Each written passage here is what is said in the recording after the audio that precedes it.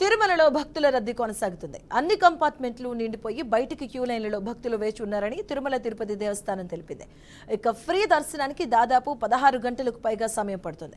కాగా 300 రూపాయలతో ప్రత్యేక దర్శనానికి 4 గంటల టైం పడుతుందంటూ వెల్లడించింది.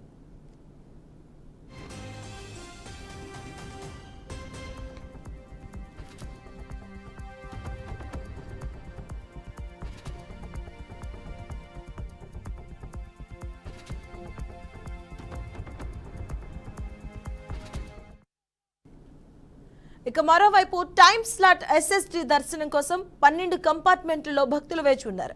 వారికి దాదాపుగా 5 గంటల సమయం పడుతుంది. ఇక శనివారం 90,000కు పైగా మంది భక్తులు శ్రీవారిని దర్శించుకున్నారు. అందులో 33,844 మంది భక్తులు తలనీలాలు సమర్పించుకోగా స్వామివారి హుండీ ఆదాయం 3 కోట్ల రూపాయలుగా లెక్క తేలింది.